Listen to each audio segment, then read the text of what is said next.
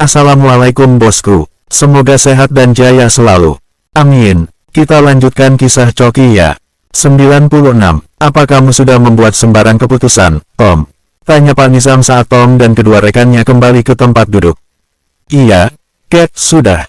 Jadi, aku memutuskan untuk, jawab Choki sambil menggantungkan ucapannya.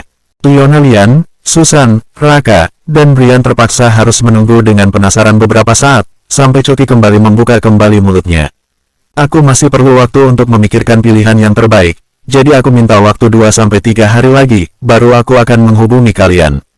Aku rasa itu jawabanku, ucap Choki memutuskan pilihannya. Leona Lian tampak tak puas hati dengan jawaban Choki, lalu dia meluapkan kekesalannya pada Brian dan Raka.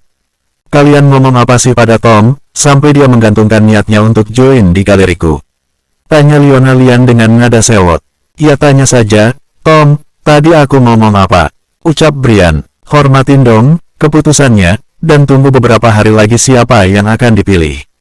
Enggak usah diperpanjang lagi masalah ini, tambah Raka mendukung ucapan Brian.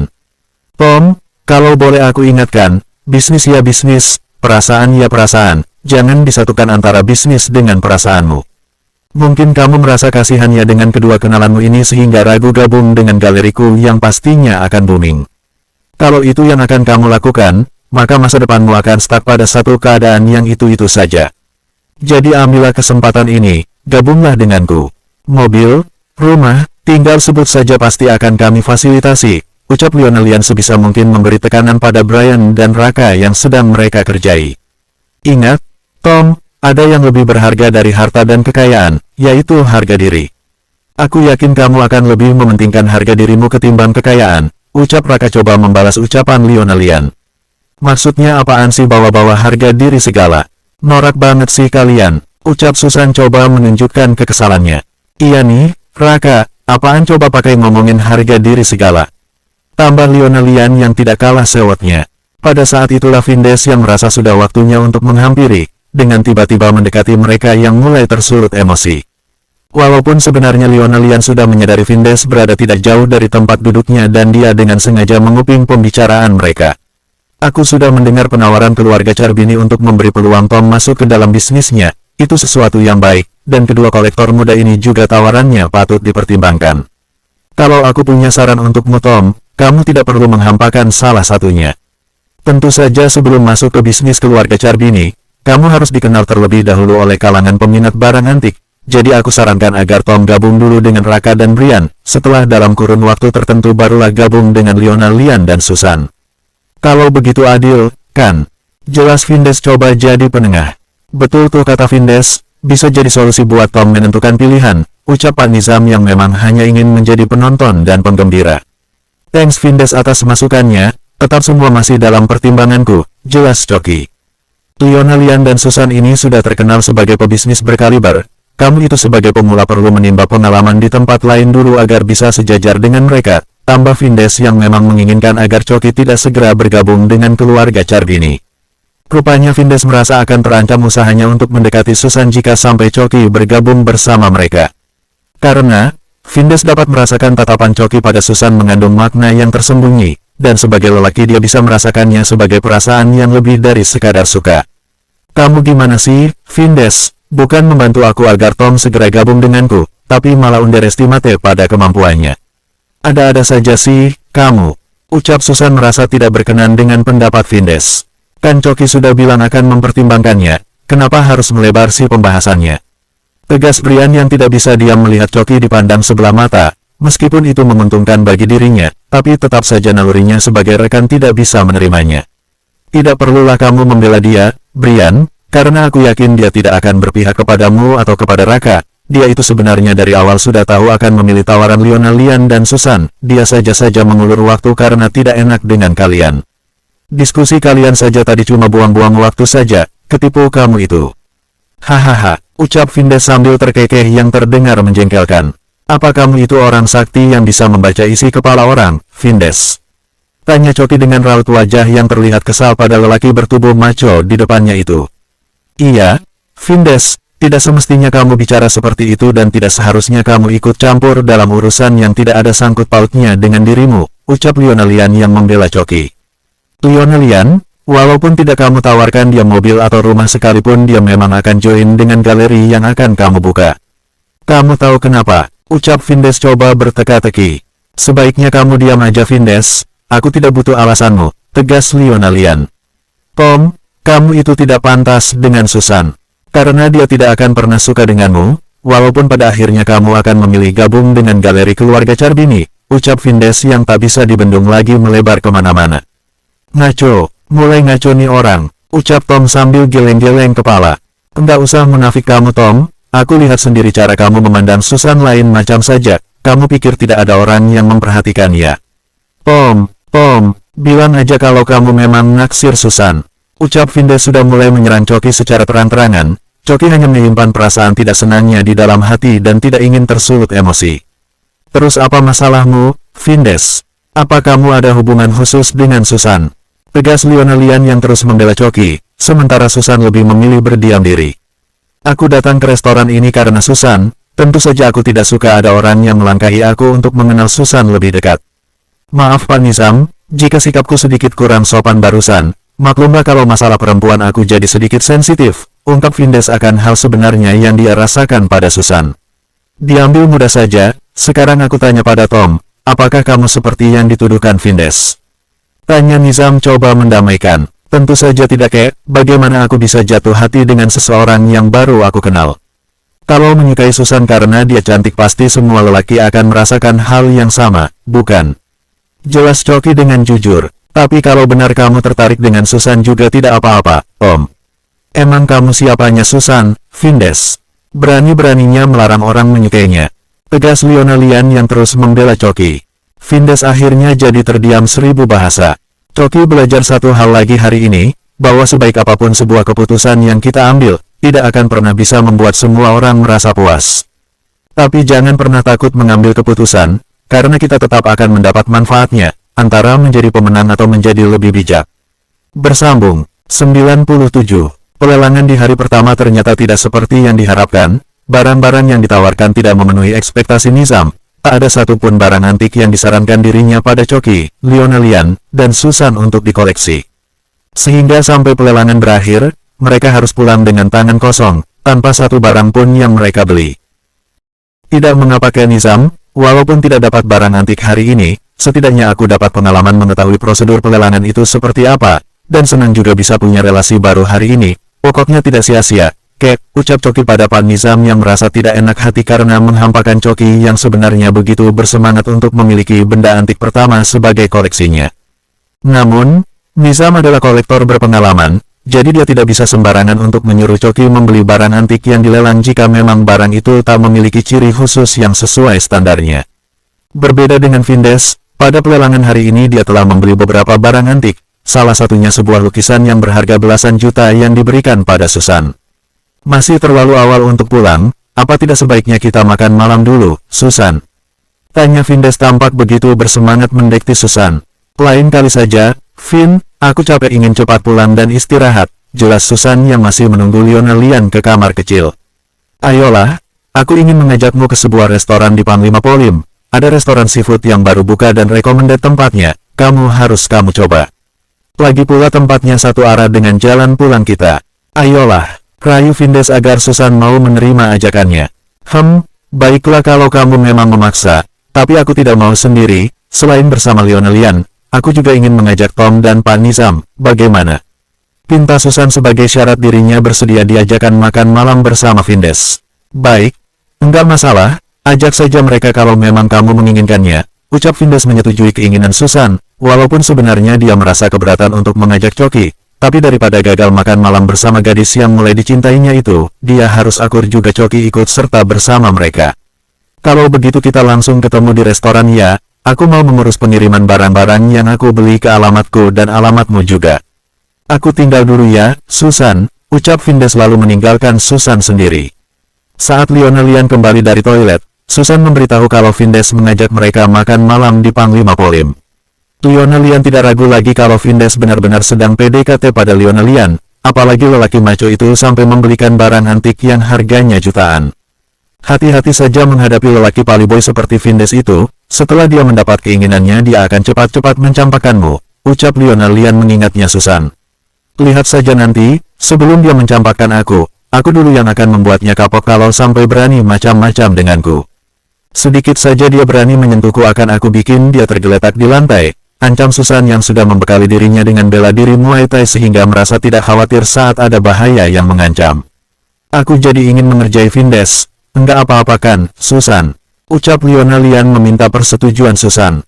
Terserah Kak Leona Lian saja. Aku siap berakting kembali seperti tadi dengan Brian dan Raka, siapa tahu lama-lama aku berbakat jadi bintang sinetron. Hehehe, ucap Susan sambil tertawa sendiri. Leona Lian dan Susan langsung mendekati Choki dan Pak Nizam yang masih terlibat obrolan dengan beberapa rekannya untuk memberitahu ajakan makan malam dari Vindes. Kalau urusan perut sih, aku mau-mau saja, ucap Pak Nizam mengomentari ajakan Susan.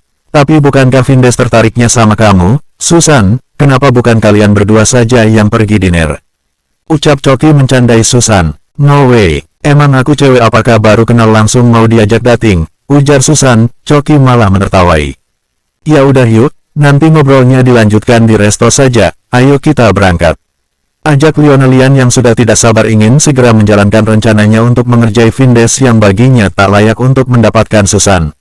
Perjalanan pulang dari Pondok Indah menuju lokasi restoran seafood yang dipilih Vindes tidak sampai 15 menit mereka sudah sampai di lokasi. Rupanya Vindes sudah sampai terlebih dahulu di sana, dan sudah memesan meja untuk mereka berlima.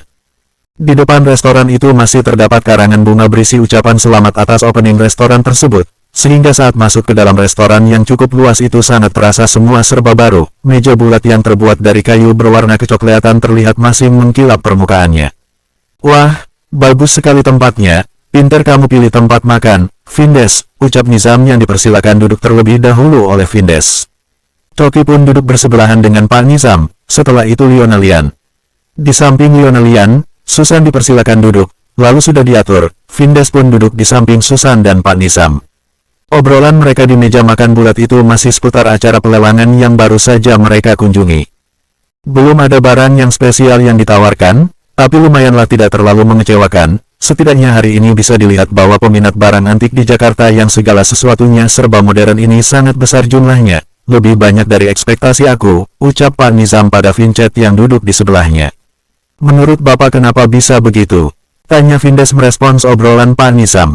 Orang menjadi kolektor barang antik itu karena faktor hobi, mengikuti komunitas, dan bisa juga sebagai salah satu cara berinvestasi.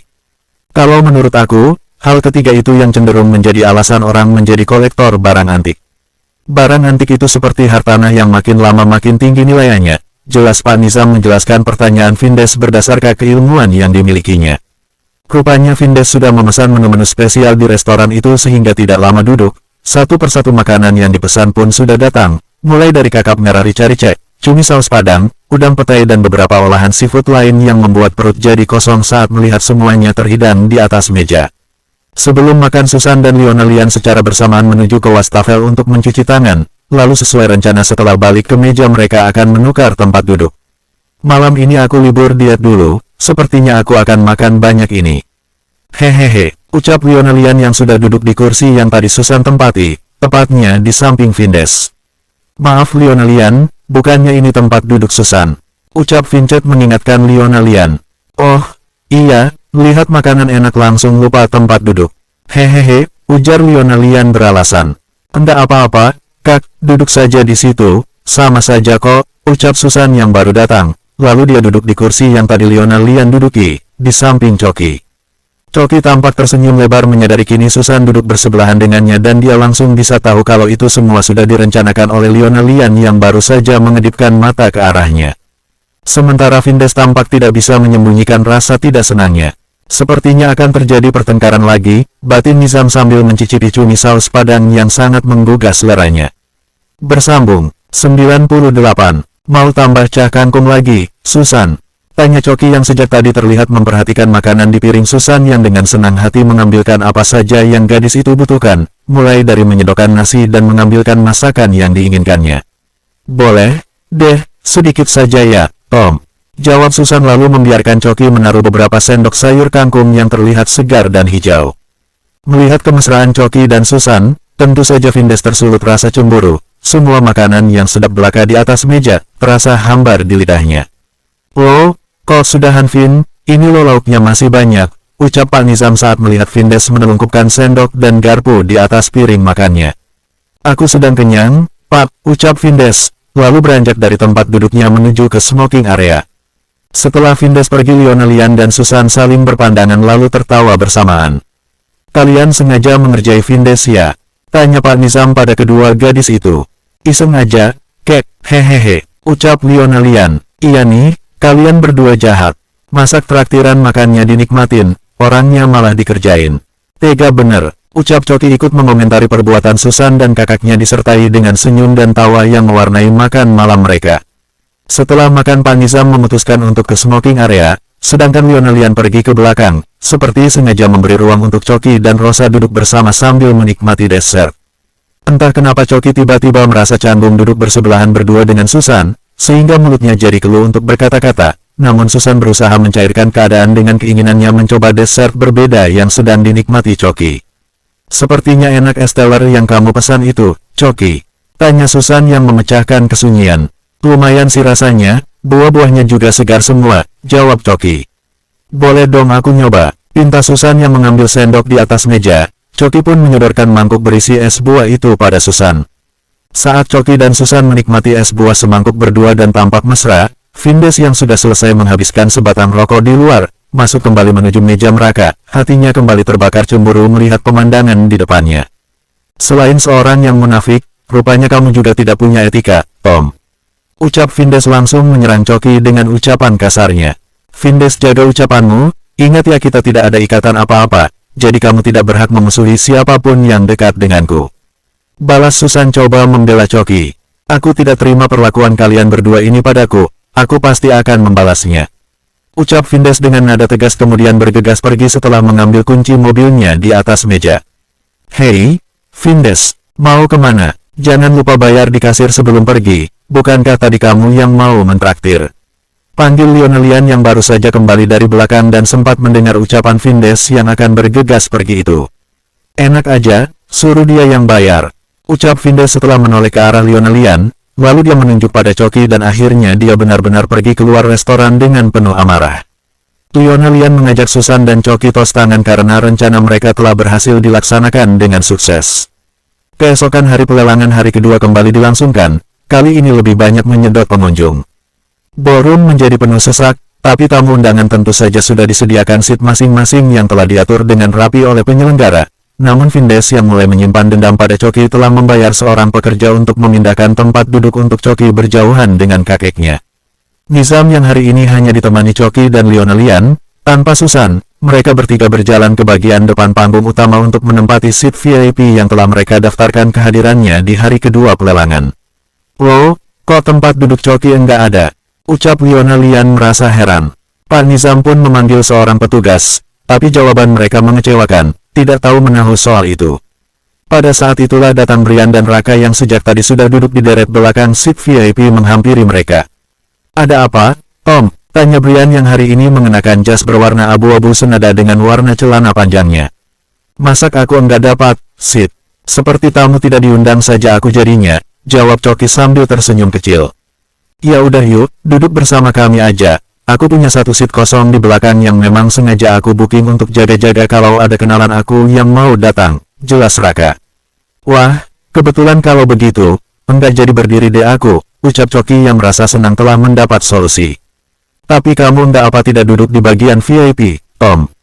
Tegas Raka, enggak masalah sama sekali kok, yang penting aku bisa duduk, jawab Coki kemudian berjalan beriringan dengan kedua rekan barunya menuju ke tempat duduk yang sudah tersedia. Enggak salah ya, cucu arkeolog nasional duduknya kok di belakang. Ucap musuh baru Coki entah dari mana tiba-tiba datang menghampiri. Apa masalahmu, Vin? Tidak ada pekerjaan lain mau mengurusi tempat duduk orang?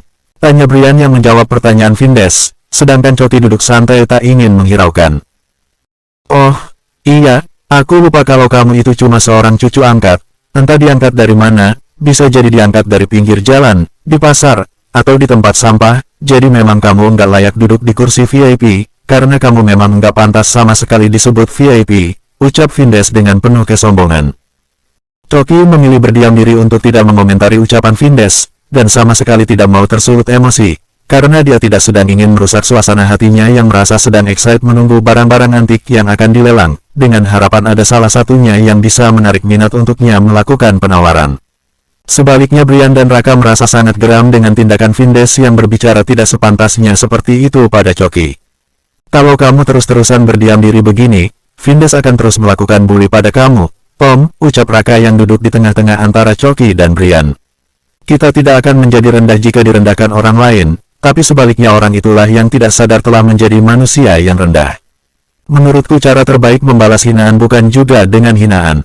Namun, dengan sebuah pembuktian bahwa diri kita lebih baik dan lebih berharga dari dirinya, jelas Choki mengatakan sesuatu yang selalu membuatnya tenang ketika ada orang lain merendahkan dan menghinanya. Sebelum acara pelelangan dimulai, Raka dan Brian berharap Choki dapat membantu mereka berdua untuk memberikan masukan terhadap barang antik yang nanti akan mereka beli. Choki coba berterus terang dengan mengatakan kalau dirinya sebenarnya belum mumpuni, tapi kedua rekannya menganggap kalau Choki sedang merendah. Acara pelelangan yang sudah ditunggu-tunggu pun dimulai.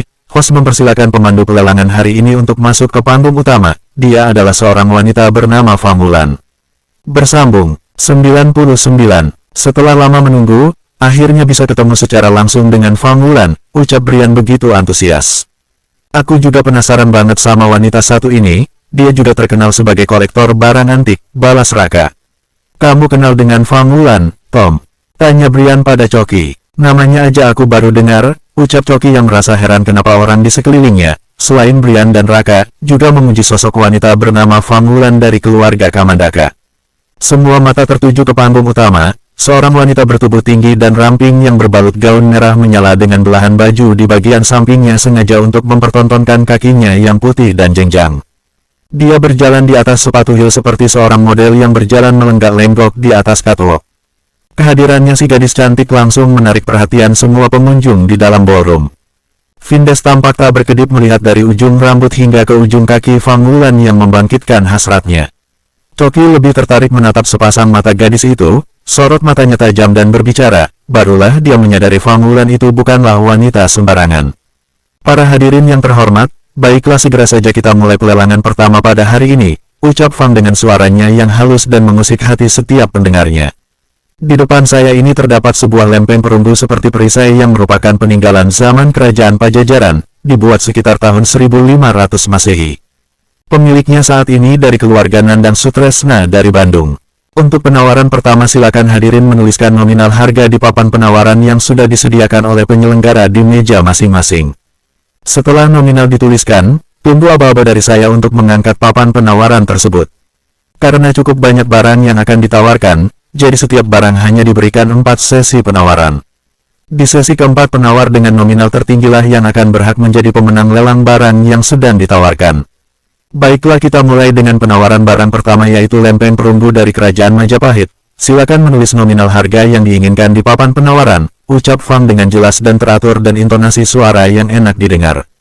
Para pengunjung pun segera menuliskan nominal harga penawaran masing-masing di papan penawaran yang berbentuk lingkaran terbuat dari plastik berwarna putih dan memiliki tangkai seperti bat tenis meja. Benda ini meragukan berasal dari Kerajaan Pajajaran, perlu penelitian lebih lanjut, karena sekitar tahun 1500-an itu puncak peradaban perunggu itu berpusat di Bali, sedikit membingungkan jika disebut perunggu itu berasal dari Kerajaan Sunsa. Kalau saranku lebih baik tidak perlu menawarnya, ucap Nazir pada Lionelian yang langsung tertarik dengan bentuk benda itu untuk ditempel di dalam dinding kantornya tepat di belakang meja kerjanya. Setelah aku mendapatkannya, bisa minta bantuan kakek Kan untuk mengidentifikasinya lebih lanjut, gimana kek? Aku tetap ragu kalau barang ini berasal dari kerajaan kuno Pajajaran, akan beresiko kalau ternyata hasil penelitianku ternyata terbukti lempeng perunggu ini tidak asli. Lebih baik tunggu saja sampai sesi ketiga, kita lihat berapa penawaran tertinggi, jika masih di bawah standar, kamu bisa memberikan penawaran tertinggi di sesi keempat, ucap Pak Nizam memberi masukan pada Lionelian. Lionelian pun menuruti keinginan Nizam, pada sesi penawaran pertama dia tidak menulis sembarang angka pada papan penawaran yang berada di tangannya. Semua pengunjung yang sudah melakukan penawaran mengangkat secara bersamaan papan di tangan mereka yang berisi harga yang mereka tawarkan. Si cantik Famulan dibantu beberapa asistennya yang juga berada di atas panggung segera meneliti angka-angka yang tertera di tangan pengunjung. Setelah mendapat persetujuan dari para asistennya, Fang pun mengumumkan harga tertinggi di sesi pertama. Penawar pertama pada sesi 1 untuk lempeng perunggu kerajaan Pajajaran yang tertinggi adalah 17 juta. Silakan penawar tertinggi sesi 1 untuk mengacungkan tinggi-tinggi papannya, ucap Fang mengakhiri sesi pertama barang pertama. Tampak seorang lelaki berbadan tinggi dan kurus serta memiliki kumis tipis di wajahnya berdiri mengangkat papan penawarannya. Sesi kedua pun dimulai kembali, setiap pengunjung mulai kembali menuliskan nominal yang ditawarkan dengan harga minimal penawaran adalah 17.500.000. Leona Lian masih menahan dirinya untuk menawar harga, dalam benaknya diberani menawar benda itu sebesar 50 juta. Tapi, dia tetap mengikuti arahan dari Pak Nizam, hanya menawar pada sesi keempat jika memang harga yang ditawarkan pada sesi ketiga masih dalam kategori standar. Pada sesi kedua, penawar tertinggi untuk barang bersejarah itu mencapai harga 22 juta, namun pada sesi ini hanya sekitar 20-an orang yang mengacungkan papan penawaran. Nizam memberitahu bahwa harga itu masih di bawah standar, dan menyuruh Leona Lian untuk menunggu pada penawaran di sesi ketiga. Tentu saja di sesi ketiga pengunjung yang melakukan penawaran pun akan makin mengerucut jumlah pesertanya. Leona Lian memperhatikan Vindes sejak awal masih bertahan melakukan penawaran. Pada sesi ketiga ini nilai penawaran yang diajukan bahkan menduduki tempat yang tertinggi sebesar 26,5 juta. Bagaimana ini, Pak Nizam? Menurut Bapak, berapa harga termahal yang harus saya ajukan untuk harga perisai perunggu itu? Ucap Leona Lian terdesak karena sudah memasuki sesi terakhir. Berbeda dengan sesi 1, 2, 3, pada sesi keempat, pengunjung yang menawar harga diharuskan naik ke atas panggung. Menurutku harga yang cocok untuk benda yang masih meragukan itu sekitar 35 jutaan, ucap Pak Nizam memberitahu Leona Lian. Ini hanya pendapatku, kalau kamu mau menawar lebih rendah pun tidak masalah, tapi kalau lebih dari 35 juta lebih baik jangan, sangat beresiko mengalami kerugian, ucap Pak Nizam memberi pilihan pada Leona Lian sebelum dia beranjak dari duduknya, sambil membawa papan penawaran dan sebuah spidol di tangannya. Vindes yang sangat menginginkan benda kuno itu cukup kaget melihat Leona Lian maju ke depan bersama 5 orang penawar lainnya, jadi pada sesi kelima ini hanya ada 7 orang penawar yang akan memberikan harga tertinggi pada lempeng perunggu kuno dari kerajaan Pajajaran. Saat pandangan Leona Lian dan Vindes bertemu di atas panggung, dia hanya memasang wajah datar tanpa ekspresi pada lelaki berbadan maco itu.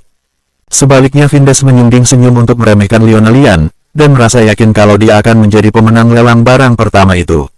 Garis miring terbalik. Baiklah Bapak Ibu yang masih bertahan di sesi keempat ada sebanyak 7 orang. Akan saya beri aba-aba untuk menulis nominal harga yang diberikan untuk bisa memiliki barang dari zaman kerajaan Pajajaran, ucap Fang yang berdiri berhampiran dengan Vindes. Darah Vindes berdesir seketika merasakan aura Fang Wulan yang begitu dekat dengannya, bahkan saat aroma parfum gadis itu tercium di hidungnya, Vindes merasakan degup jantungnya berdetak lebih cepat dari biasanya, hingga membuatnya dalam hati berniat untuk menaklukkan hati si cantik Fang Wulan. Setelah aba-aba diberikan oleh Fang Wulan, para penawar pun mulai menuliskan spidolnya di papan penawaran. Setelah selesai mereka diminta menutup terlebih dahulu nominal yang telah mereka tulis, menunggu aba-aba dari Fang pula untuk menunjukkannya pada para pengunjung di depan sana. Silakan diperlihatkan harga penawaran dari Bapak Ibu, dimulai dari sekarang. Ucap Fang meminta Vindes, Leona Lian, dan kelima pengunjung tersebut membuka papan penawaran mereka. Vindes langsung melonjak gembira mengetahui bahwa harga penawarannya merupakan nominal tertinggi sebesar 51 juta, sedang Leona Lian harus menelan kekecewaan karena penawaran yang ditulisnya sebesar 50 juta hanya selisih 1 juta dengan harga yang diberikan Vindes. Maaf ya, Anda tidak beruntung. Ejek Vindes pada Leona Lian saat mereka bersamaan turun dari panggung. Bersambung, 100. Satu persatu barang antik telah berhasil dilelang, namun belum ada satupun benda yang menarik minat Coki untuk memilikinya, sampai tiba pada pelelangan terakhir diumumkan oleh Fang Wulan, sebuah liontin yang terbuat dari batu giok yang berbentuk apel.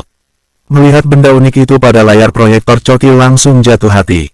Pada sesi pertama, Brian mengajukan penawaran 11 juta, walaupun dirinya belum yakin benda itu benar-benar terbuat dari giok atau terbuat dari kaca, tapi dia hanya ingin mencoba menawar. Pada kenyataannya tak disangka-sangka penawaran dari Brian ini menjadi penawaran tertinggi pada sesi pertama. Pada sesi kedua, hati Coki mulai tergerak melakukan penawaran, dengan menulis angka 20 juta pada papan penawarannya yang sejak awal lelang sama sekali belum ditulisnya. Walaupun memiliki banyak uang, Coki hanya akan mengeluarkannya untuk sesuatu yang benar-benar diminatinya.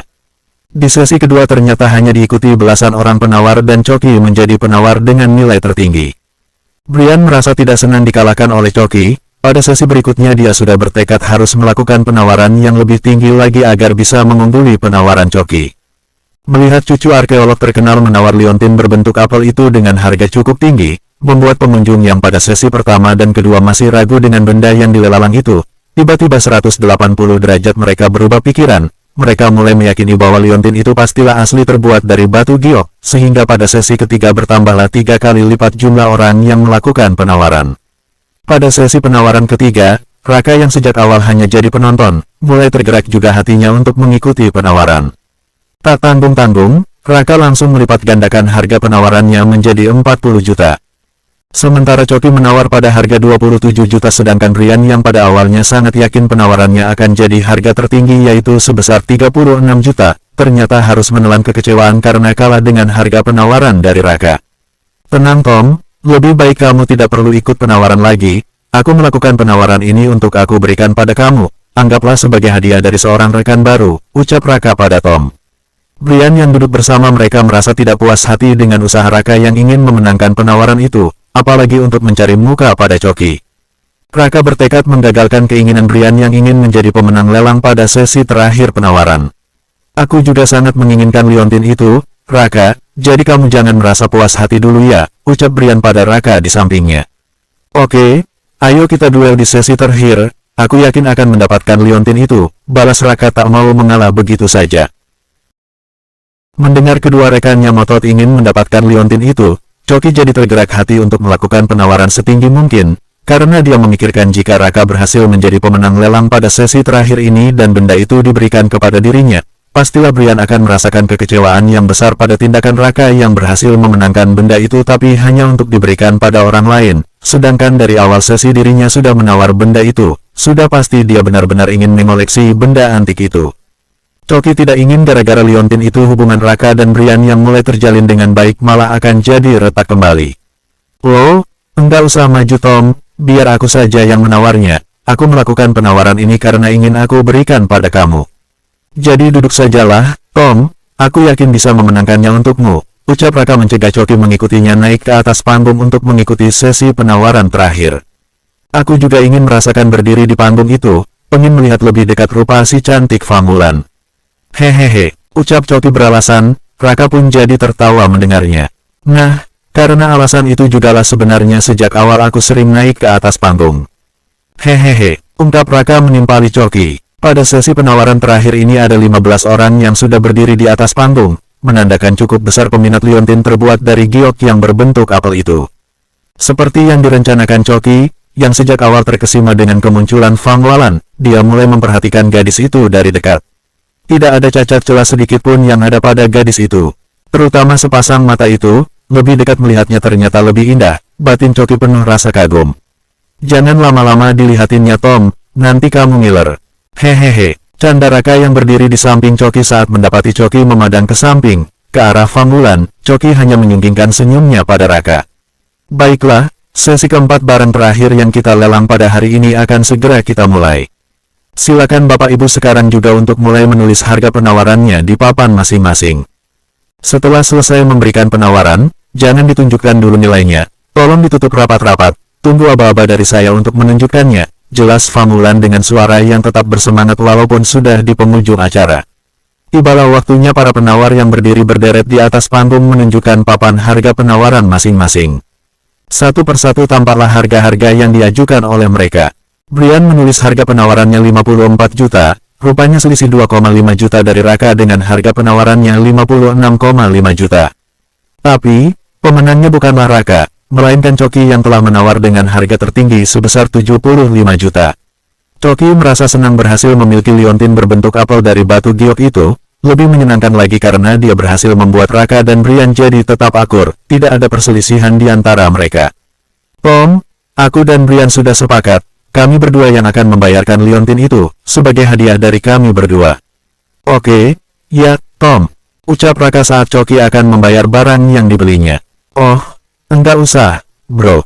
Terima kasih banyak atas perhatian kalian, tapi maaf aku enggak bisa menerimanya, karena aku ingin memberikan liontin ini buat orang yang spesial, jadi harus aku sendiri yang membelinya, pahamkan kalian? Jelas Choki sekadar beralasan, yang sebenarnya dia ingin mengenakan sendiri liontin itu. Wah, Ketahuan nih, buat bokinmu ya, Tom. Tanya Brian sambil menepuk bahu Choki. Siapa Tom gadis yang beruntung itu? Kasih tahu dong. Hehehe. Tambah Raka sambil tertawa. Ada deh. Yang pasti orangnya tidak kalah cantik dari Fang Wulan. Hehehe. Jawab Choki menjawab sekenanya. Padahal sampai saat ini hatinya masih belum menentukan pengganti Via. Selesai acara, Choki langsung menghampiri meja Lionel Lian dan Nizam. Rupanya Susan sudah berada di sana bersama mereka. Entah sejak kapan dia datang. Mana liontin itu? Aku ingin melihatnya. Tanya Lionel Lian yang penasaran dengan benda antik yang dimenangi Choki di pelelangan itu. Choki pun membuka tas tangannya dan memberikan kalung dan liontin itu pada kakaknya. Bagus, bagus. Bentuknya detail sekali, persis seperti apel hijau, ucap Lionel Lian yang mengagumi benda mungil itu. Coba lihat, Kak, ucap Susan lalu meletakkan liontin itu di telapak tangannya dan mengamatinya sebentar. Ternyata kamu pintar memilih barang antik, Choki, puji Susan pada Choki sambil tersenyum. Langsung dipakai aja liontinnya, Choki. Ayo Susan, bantu Choki dong memakainya, pinta Lionel Lian yang setiap ada kesempatan ingin mendekatkan Susan pada adiknya. Susan pun tanpa ragu-ragu menyuruh Choki sedikit merundukkan badannya yang tinggi, lalu dia memakaikan kalung dan liontin itu pada Choki. So sweet, goda Lionel Lian melihat Choki dan Susan terlihat romantis. Rupanya Vindes menyadari yang dilakukan Susan dan Choki, membuatnya semakin ingin membuat perhitungan pada Choki. Vindes merasa selama ini keinginannya untuk mendapatkan seorang wanita yang disukainya tak pernah sekalipun gagal. Begitu juga dengan Susan, gadis itu harus jadi kekasihnya, pikir Vindes sambil memandang ke arah Choki dan Susan penuh amarah. Bersambung ke bab 101, Matur nuwun bosku.